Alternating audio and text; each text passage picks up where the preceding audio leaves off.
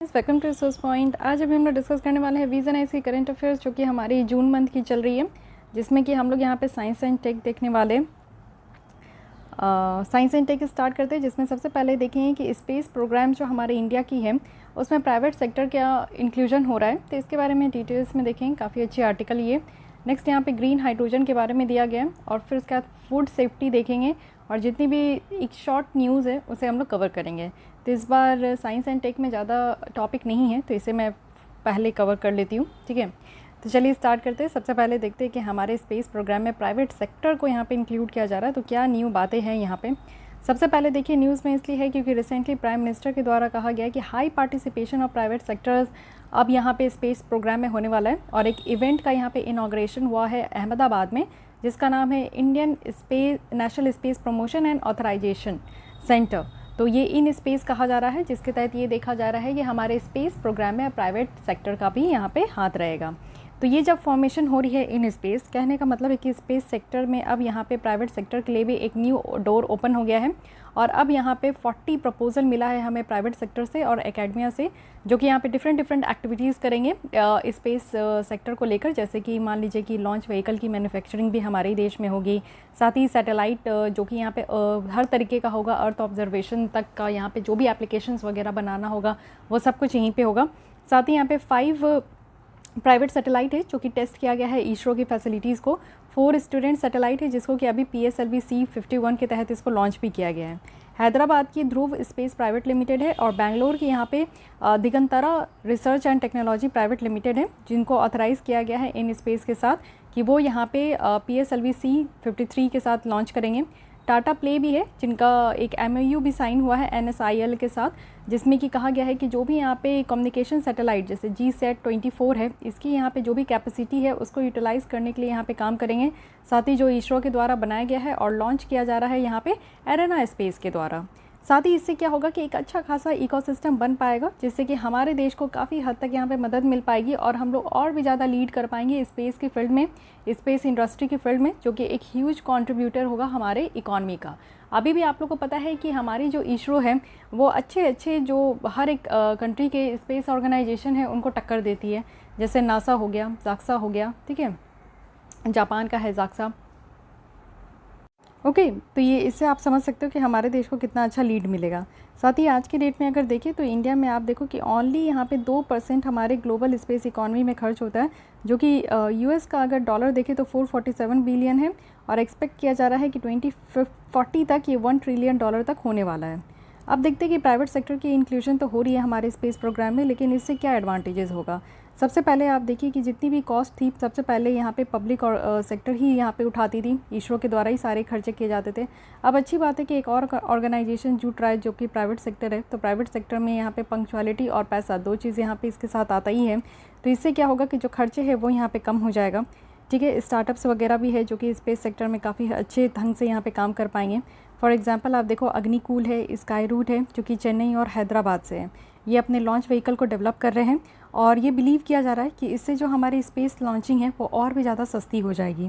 Technology और innovation होगा, जैसे कि आपको पता है कि प्राइवेट सेक्टर्स जो है काफ़ी न्यू इनोवेशन और टेक्नोलॉजी में बिलीव करते हैं, और राइज भी कर रहा है हमारा प्राइवेट सेक्टर, जो कि न्यू टेक्नोलॉजी और इनोवेशन के फील्ड में।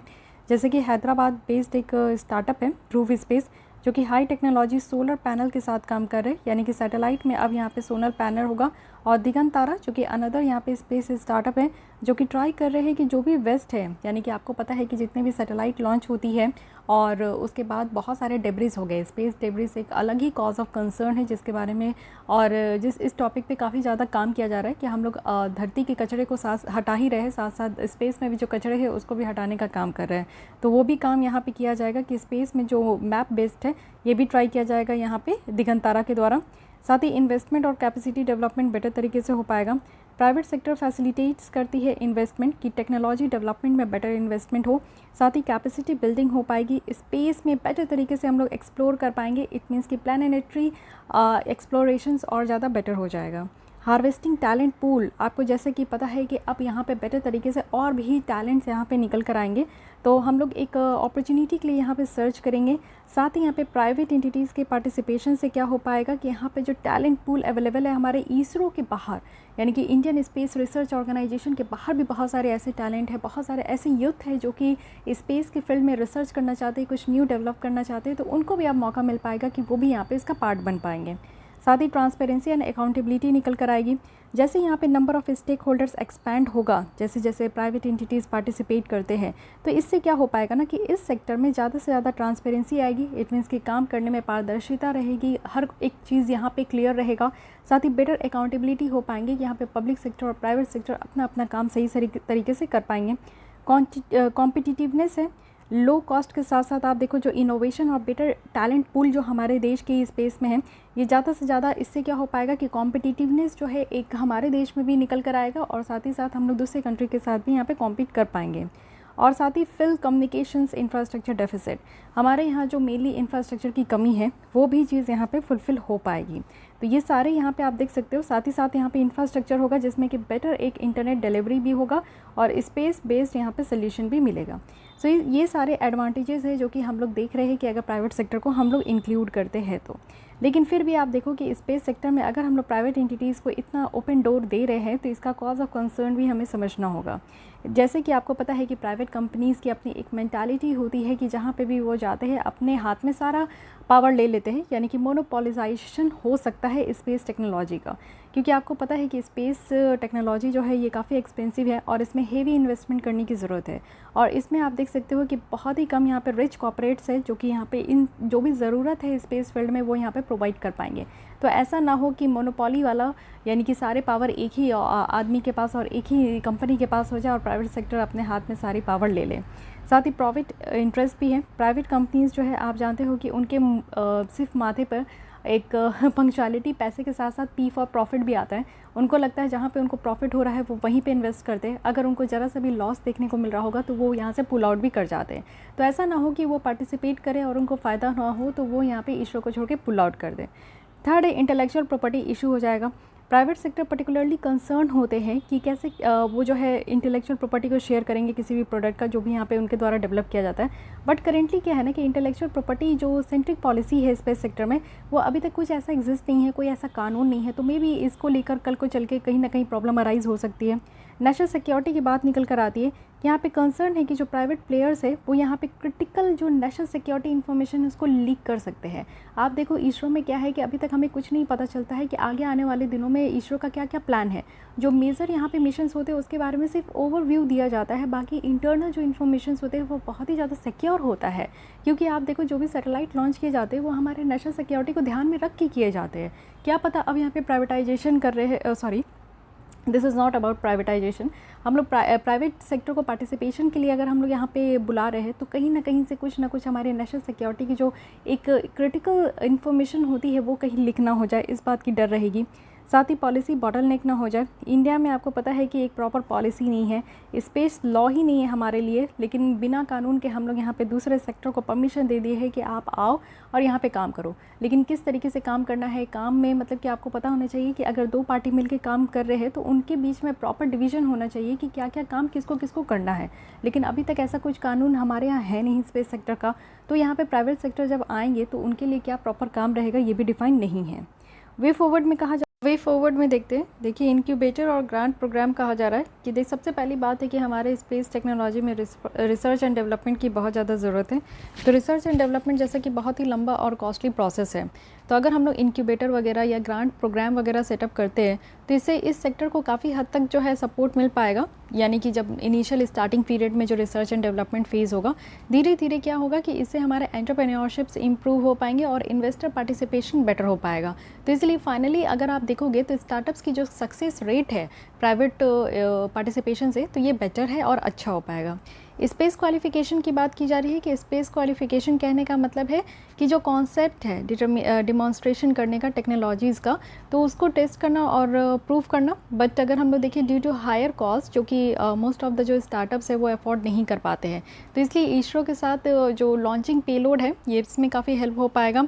बहुत सारे जो स्टार्टअप्स है वो भी यहाँ पे अफोर्ड कर पाएंगे जो स्पेस क्वालिफिकेशन टेस्ट है, तो मल्टीपल टाइम्स यहाँ पे अच्छे तरीके से जो है अफोर्ड कर पाएंगे।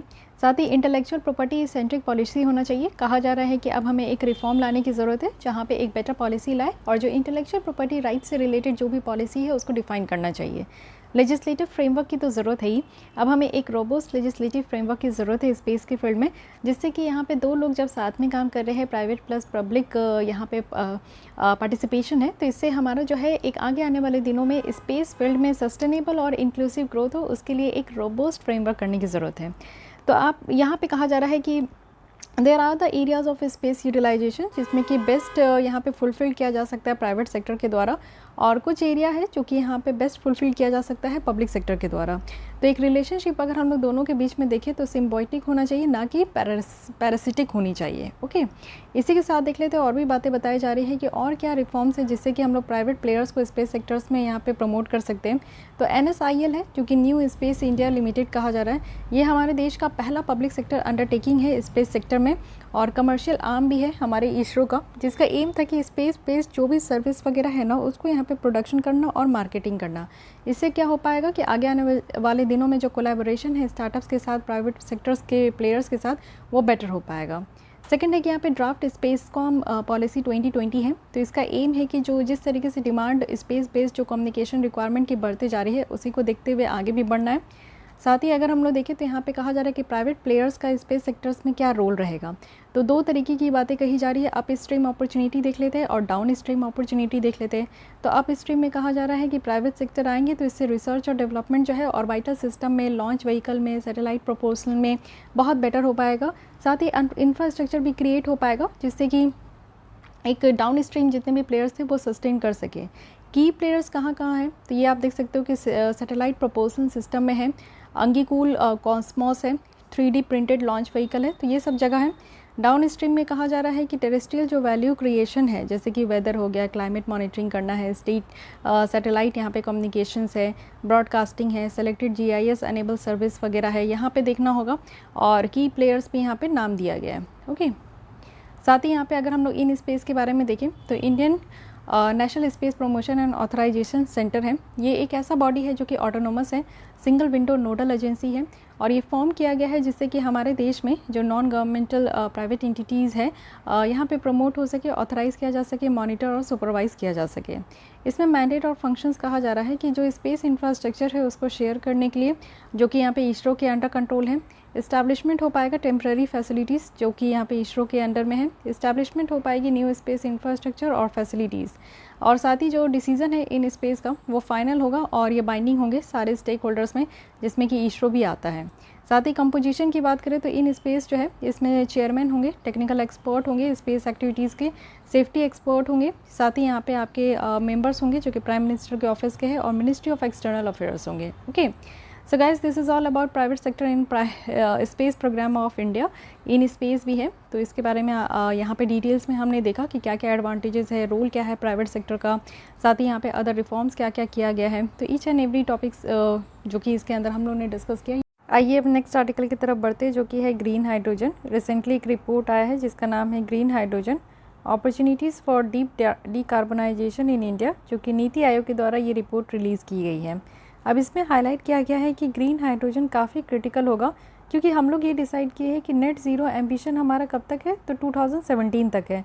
तो इसके लिए हम लोग यहाँ पे ग्रीन हाइड्रोजन का इस्तेमाल करेंगे तो ऑब्वियस है कि हमारे यहाँ पे जो कार्बन इमिशन है वो कम हो पाएगी। अब यहाँ पे ग्रीन हाइड्रोजन के बारे में कुछ बेसिक बातें देखते हैं, जो कि ग्रीन हाइड्रोजन जो कि यहाँ पे रिन्यूएबल एनर्जी के द्वारा ही प्रोड्यूस होता है, चाहे वो इलेक्ट्रोलिसिस ऑफ वाटर हो, इलेक्ट्रोलाइज़र टेक्नोलॉजी हो, जो कि यहाँ पे सेंट्रल है ग्रीन हाइड्रोजन प्रोडक्शन प्रोसेस के लिए। साथ ही अल्कलाइन की बात करें जो कि पॉलीमर इलेक्ट्रोलाइट मेम्ब्रेन है, और सॉलिड ऑक्साइड इलेक्ट्रोलाइसिस है, जो कि यहाँ पे केमिकली आप देखो कमर्शियली ये अवेलेबल टेक्नोलॉजीज है फॉर ग्रीन हाइड्रोजन प्रोडक्शन। तो ग्रीन हाइड्रोजन प्रोडक्शन करने के लिए आप देखो कि मशीन भी है, साथ ही साथ रिन्यूएबल एनर्जी टेक्नोलॉजी भी है। साथ ही अगर एप्लीकेशन देखिए कहाँ कहाँ इसका इस्तेमाल होगा, तो ग्रीन हाइड्रोजन जो है ये हम लोग या तो डायरेक्ट कंजप्शंस में कंज्यूम कर सकते हैं, इलेक्ट्रिसिटी जनरेशन में भी कर सकते हैं, जैसे कि फ्यूल सेल हो गया, इंडस्ट्रियल प्रोसेस हो गया, चाहे वो एमोनिया हो, स्टील मैन्युफैक्चरिंग हो, पेट्रोलियम रिफाइनरी हो, ये सब को हम लोग केमिकल फीड स्टॉक जैसा यूज़ कर सकते हैं। ग्रीन हाइड्रोजन एनर्जी का क्या फ़ायदा है और हमारे देश में कितना इसको क्या पोटेंशियल है इसको प्रोडक्शन करने का। तो सबसे पहले कार्बन इमिशन कम हो पाएगा, इससे नहीं तो आप देखो 3.6 गीगा टन्स ऑफ जो कार्बन डाइऑक्साइड इमिशन है अगले आने वाले 2050 तक वो कम हो पाएगा। अनेबलर है एनर्जी सिक्योरिटी का, जिससे कि हम लोग जो है एनर्जी इंपोर्ट बहुत ज़्यादा करते हैं तो वो कम हो पाएगा, बिकॉज़ जो ग्रीन हाइड्रोजन है ये पोटेंशियली एक रिप्लेसमेंट देता है फॉसिल फ्यूल का। साथ ही कॉस्ट इफेक्टिव भी है। वहीं अगर हम लोग देखें हाइड्रोजन जो है ये हमारे मल्टीपल सोर्सेज से प्रोड्यूस हो सकता है। इंडिया के अगर हम लोग डिस्टिंक्ट एडवांटेज देखें लो कॉस्ट रिन्यूएबल इलेक्ट्रिसिटी का, तो इसका मतलब है कि ग्रीन हाइड्रोजन जो है वो एक मोस्ट इफेक्टिव फॉर्म जैसा ये इमर्ज होकर आ सकता है। डिमांड कितना है, तो ये एक्सपेक्ट किया जा रहा है कि हाइड्रोजन डिमांड जो हमारे इंडिया में है वो ग्रो करते ही जा रहा है। 2050 तक आप देख सकते हो कि 4 गुना ज़्यादा बढ़ जाएगा। और इससे क्या है कि ऑलमोस्ट 10% जो ग्लोबल डिमांड है, जिसमें मेजोरिटी आप देखो तो हम लोग जो है ग्रीन हाइड्रोजन से अपनी डिमांड को फुलफ़िल कर सकते हैं। ग्लोबल मैन्युफैक्चरिंग हब की बात करें तो जैसे क्वाड ग्रुप है, जिसमें कि यहाँ पे 4 कंट्री है, इंडिया, यूएस, जापान और ऑस्ट्रेलिया। तो इसमें क्या है कि हम लोग एक ग्लोबल मैन्युफैक्चरिंग हब बन सकते हैं ग्रीन हाइड्रोजन के लिए, जो कि यहाँ पे चाइना के इन्फ्लुएंस से बाहर ही है। एक ग्लोबल ग्रीन हाइड्रोजन मार्केट अगर इंडिया में होगा तो एक ऑल्टरनेटिव हो पाएगा, जिससे कि हम लोग इंडो पैसिफिक रीजन में अपनी बैलेंस मेंटेन कर पाएंगे। साथ ही ये पॉसिबल हो पाएगा क्योंकि इंडिया की जो इकोनॉमिकल लेबर फोर्स है और लैंड है जो कि मैन्युफैक्चरिंग के लिए है, तो ये भी एक आइडल लोकेशन हो सकता है हमारे देश में कि हाँ हम लोग ग्रीन हाइड्रोजन को प्रोड्यूस कर सकते हैं। जॉइंट इंटरेस्ट भी है, बहुत सारी कंट्रीज़ है जैसे कि यूएस, जापान है, वो रेडी है कि हमारे देश में इन्वेस्ट करेंगे। और कुछ कंट्री है जैसे जर्मनी और जापान है, वो भी यहाँ पे उनका भी इंटरेस्ट है कि वो यहाँ पे इंपोर्ट करेंगे ग्रीन हाइड्रोजन जो भी हमारे देश में प्रोडक्शन होगा। तो आप देख सकते हो कि पोटेंशियल तो काफ़ी अच्छा है, फ्यूचर भी अगर हम लोग देखें तो काफ़ी बेटर है। तो इस तरीके से ग्रीन हाइड्रोजन पे फोकस किया जा सकता है, लेकिन कुछ ना कुछ कंसर्न हमेशा रहता है। तो ये देखते हैं कि क्या कंसर्न है। सबसे पहली प्रॉब्लम आ सकती है ट्रांसपोर्टेशन का और स्टोरेज का, यानी कि हमारे यहाँ आपको पता है किसी भी चीज़ को स्टोर करने में ही काफ़ी प्रॉब्लम होती है। हमारी एग्रीकल्चर, हम लोग कृषि प्रधान देश है, लेकिन फिर भी हमारे क्रॉप्स, फसल वगैरह को हम लोग स्टोर नहीं कर पाते, तो फिर ये ग्रीन हाइड्रोजन कहाँ से कर पाएंगे। तो काफ़ी डिफ़िकल्ट है, हमारे यहाँ इंफ्रास्ट्रक्चर की प्रॉब्लम है। हाई कॉस्ट है, जो कॉस्ट है ग्रीन हाइड्रोजन प्रोडक्शन का ये बहुत ही ज़्यादा है, यानी कि इससे आसान तो आप देखो फॉसिल फ्यूल अवेलेबल होते हैं जिसको लार्ज मास जो है वो ये इस्तेमाल भी करते हैं। थर्ड है हाई एनर्जी कंजप्शन है, जो प्रोडक्शन होगा ग्रीन हाइड्रोजन का तो पर्टिकुलरली यहाँ पे मोर एनर्जी की ज़रूरत होगी जो कि फ्यूल से ज़्यादा होगा। साथ ही सेफ्टी इशू भी है। हाइड्रोजन की बात करें तो हाईली ये वॉलेटाइल है और फ्लेमेबल एलिमेंट भी होता है। एक्सटेंसिव सेफ्टी मेजर्स लेना होगा तो जिससे कि लीकेज वगैरह ना करे। तो क्या करने की ज़रूरत है हमें, सबसे पहले क्या है कि स्टेट लेवल एक्शन को इनकरेज करना होगा, पॉलिसी बनानी होगी।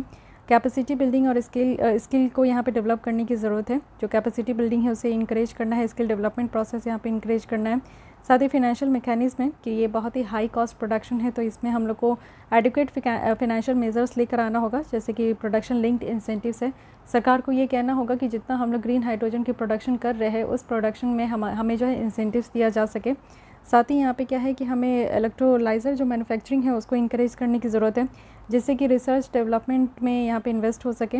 R&D में यहाँ पे ज़्यादा से ज़्यादा हमें इन्वेस्ट करना है। नियर टर्म और मीडियम टर्म यहाँ पे टारगेट लेकर चलना है, जिससे क्या हो पाएगा कि जो करंट कॉस्ट है ग्रीन हाइड्रोजन का वो कम हो जाएगा, और इससे क्या हो पाएगा कि जो हाइड्रोजन का फॉर्म है एग्जिस्टिंग वो यहाँ पे लेस कॉम्पिटिटिव होगा। टाइप्स ऑफ हाइड्रोजन आप देख सकते हैं, एक तो हम लोग ग्रीन हाइड्रोजन की बात करें जो कि सबसे सेफेस्ट हाइड्रोजन है। फिर यहाँ पे टॉर्क्यूज हाइड्रोजन है जो कि यहाँ पे थर्मल स्पीटिंग ऑफ मीथेन से बनता है। येलो हाइड्रोजन है जो कि यहाँ पे इलेक्ट्रोलाइसिस से बनता है जो कि ग्रीड इलेक्ट्रिसिटी से। ब्लू हाइड्रोजन है यानी कि ग्रे और ब्राउन हाइड्रोजन है। और यहाँ पे आप देखो पिंक, पर्पल, रेड है जो कि यहाँ पे आपका न्यूक्लियर पावर को यूज़ करके यहाँ पे प्रोड्यूस किया जाता है। ब्लैक और ग्रे है जो कि बहुत ही हार्मफुल है ये। वाइट हाइड्रोजन है जो कि यहाँ पे इंडस्ट्रियल प्रोसेस से यहाँ पे बाई प्रोडक्ट के जैसा यूज़ किया जाता है। ब्राउन हाइड्रोजन की बात करें तो ये आप देखो कि एक्सट्रैक्ट किया जाता है फॉसिल फ्यूल से, ठीक है, तो इतना ध्यान रखना है। अब देखते हैं हमारे देश में क्या क्या इनिशिएटिव ली जा रही है सरकार की। सबसे पहले नेशनल हाइड्रोजन मिशन है जो कि यहाँ पे लॉन्च किया गया है 75th इंडिपेंडेंस डे में, और यहाँ पे मिशन है हमारा कि 2030 तक हमें 5 million tons of green hydrogen का प्रोडक्शन करना है। सेकंड है इंडिया का ग्रीन हाइड्रोजन पॉलिसी है, गवर्नमेंट ऑफ इंडिया के द्वारा यहाँ पे पॉलिसी फ्रेम किया गया है, जिसमें कि ये कहा गया कि ग्रीन हाइड्रोजन जो है इसको डिफाइन किया जाएगा ऐसे हाइड्रोजन जो कि हमारे way of electrolysis of water से प्रोड्यूस हो रहा है। साथ ही यहाँ पे इंटर स्टेट जो ट्रांसमिशन चार्जेस है उसको यहाँ पे छोड़ा जाएगा फॉर नेक्स्ट 25 ईयर्स तक। ग्रीन हाइड्रोजन आप देखो कि यहाँ पे रिन्यूएबल एनर्जी का यूज़ करके हम लोग इसको मैन्युफैक्चर कर सकते हैं। साथ ही रिन्यूएबल एनर्जी पार्क्स में हम लोग लैंड देखें तो ये भी अलॉट हो सकता है, जिससे कि ग्रीन एनर्जी को हम लोग यहाँ पे हाइड्रोजन को मैन्युफैक्चर कर सके। साथ ही अगर देखें तो रिन्यूएबल एनर्जी है जो कि कंज्यूम कर सकते हैं for the production of green hydrogen, और इसको हम लोग रिन्यूएबल परचेज ऑब्लिगेशंस जो होता है RPO उससे हम लोग यहाँ पे काउंट कर सकते हैं, और जो भी कंज्यूमिंग एंटिटी है उसी के साथ कंप्लाइंस भी कर सकते हैं। Fine, so this is all about green hydrogen. तो इस पर ध्यान रखना है कि ग्रीन हाइड्रोजन ये क्या है, बेसिक इसका क्या सिग्निफिकेंस है, हमारे देश में कितनी पोटेंशियल है और इसका वे फॉरवर्ड कहा जा रहा है, और साथ ही कॉज ऑफ कंसर्न देख रहे हैं, गवर्नमेंट इनिशिएटिव हमने देखा, ठीक है, और हमें क्या करना चाहिए, ये सारी चीज़ें हम लोग देख लिए। नेक्स्ट आते हैं फूड सेफ्टी। तो FSSAI के द्वारा यहाँ पे रिलीज़ की गई है food safety index, state food safety index. तो इसके बारे में पहले समझेंगे कि क्या क्या पैरामीटर्स हैं। सबसे पहले देखा जाता है कि कितना यहाँ पे कंज्यूमर जो है कंज्यूम कर रहे हैं, उनकी एम्पावरमेंट कितनी है, ट्रेनिंग और कैपेसिटी कितनी दी गई है, कंप्लाइंसेस कितना हो रहा है, ह्यूमन रिसोर्सेज के बारे में कहा जा रहा है, फिर फूड जो टेस्टिंग इंफ्रास्ट्रक्चर और सर्विलांस जो है वो यहाँ पे देखा जा रहा है कि कितना है, कैसा है, ठीक है।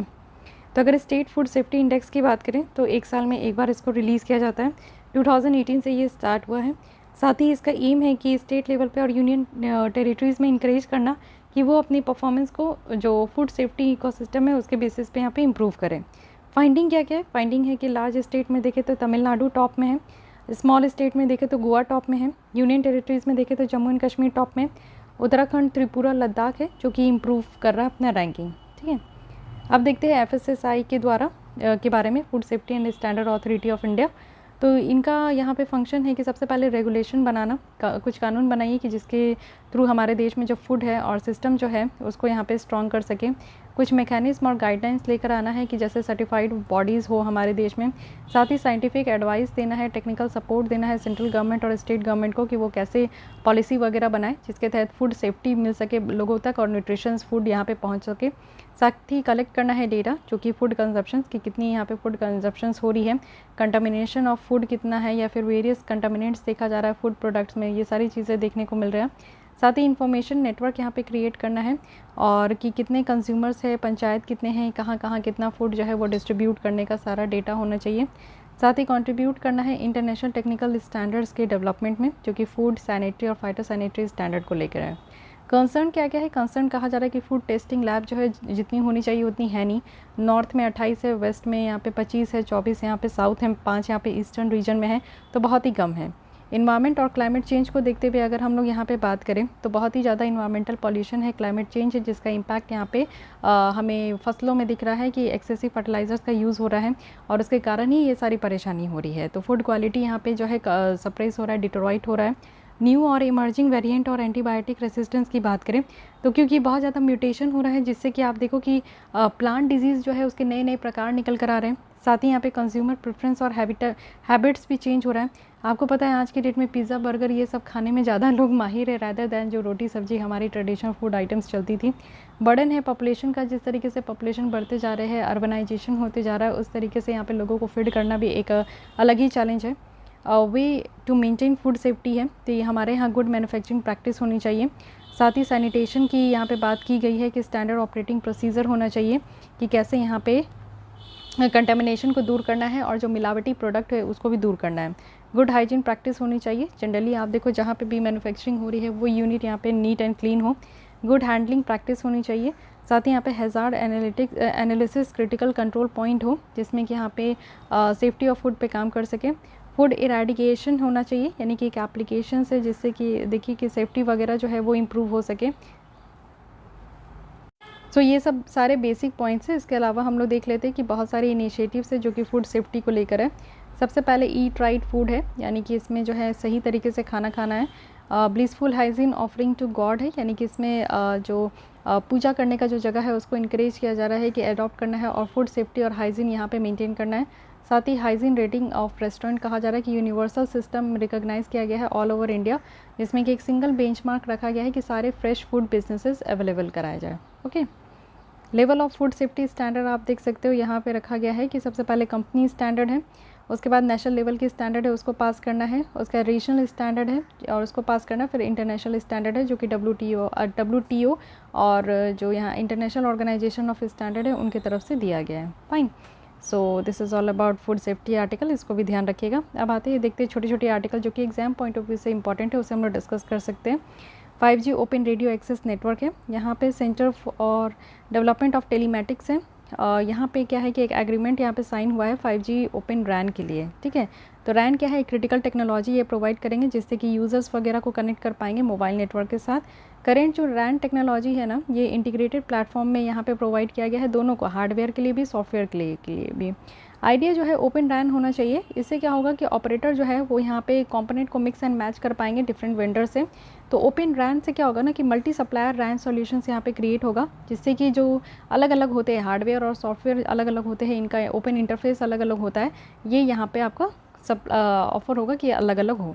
बेनिफिट क्या होगा ओपन रैन से, तो देखिए इंटेलिजेंट और प्रोग्रामेबल नेटवर्क यहाँ पे हो पाएगा, लोअर कॉस्ट हो पाएंगे ओनरशिप का, ऑटोमेशन में भी ध्यान हो पाएगा, फास्टर टाइम होगा मार्केट का, एजिलिटी देखने को मिलेगा इनोवेशन के लिए, और वेंडर डाइवर्सिटी है, साथ ही यहाँ पे डेटा सेंटर है, इकोनॉमिक्स जो कि रेडियो नेटवर्क के लिए है। फाइन, वेव 5.0 है, यानी कि आप देखो कि फॉर्मर ट्विटर जो CEO थे उनके द्वारा ये अनाउंस किया गया विज़न फॉर वेव 5.0, जिसका एम है कि building an extra decentralised wave है। साथ ही वेव 5.0 है जिससे कि आप देख सकते हो कि इंटरप्रेट इन्फॉर्मेशन हो पाएगा मोर कॉम्प्लेक्स लेवल पे, यानी कि जो भी इन्फॉर्मेशन है उसको इंटरप्रेट कर पाएंगे। वर्ल्ड वाइड वेब की बात करें WWW, तो एक्चुअली ये प्राइमरी टूल है जिससे कि आप देखते हो बहुत सारे बिलियंस ऑफ पीपल्स जो है वो शेयर करते हैं, रीड करते हैं, इन्फॉर्मेशन यहाँ पे लिखते हैं, जिससे कि दूसरे पीपल भी इंटरनेट के वाया से यहाँ पे इंटरेक्ट कर पाते हैं। इसकी वर्जन बहुत ज़्यादा है, 1.0 है, जिसमें कि आपका रीड ऑनली था कि सिर्फ आप इस वेब पेज को पढ़ सकते हो। सेकंड में आया कि यहाँ पे आप लिख भी सकते हो। थर्ड में आया कि रीड राइट एग्जीक्यूटिव हो गया, यहाँ पे कुछ आप ब्लॉकचेन टेक्नोलॉजी और आर्टिफिशियल इंटेलिजेंस के ड्रिवन के साथ यहाँ पे आप बना भी सकते हो।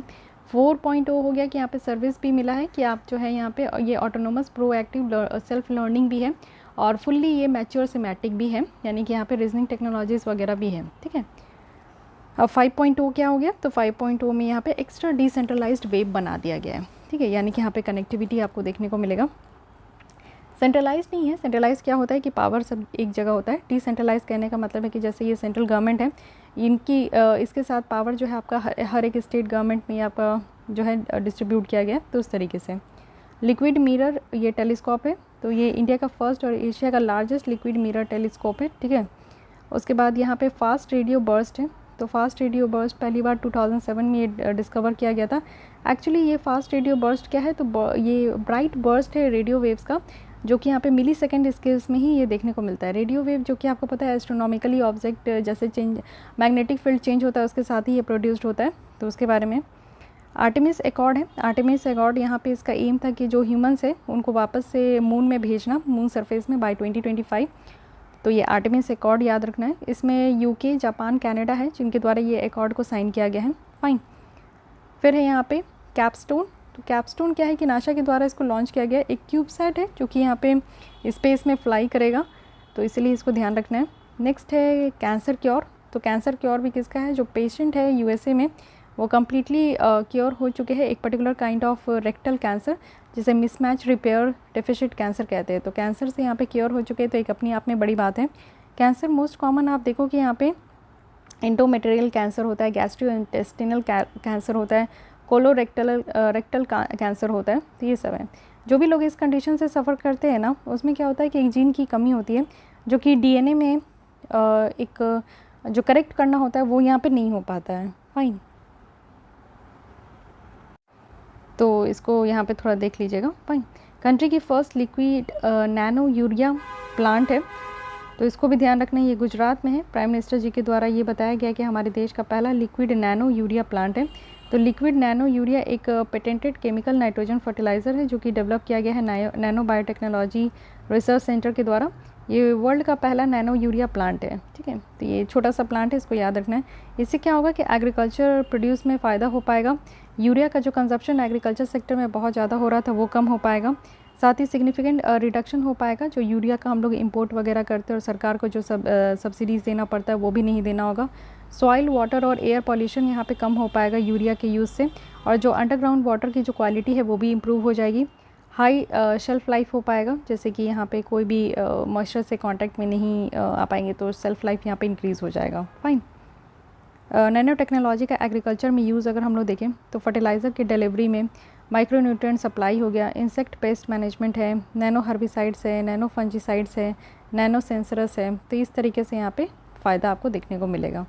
स्टील स्लैग है, तो यूनियन मिनिस्ट्री ऑफ स्टील के द्वारा फर्स्ट 6 लेन हाईवे रोड जो है स्टील स्लैग का यूज़ करके बनाया गया है गुजरात में। तो स्टील स्लैग क्या होता है, एक्चुअली जब स्टील बनाया जाता है तो उससे बाई प्रोडक्ट निकलता है जो कि स्टील स्लैग कहते हैं।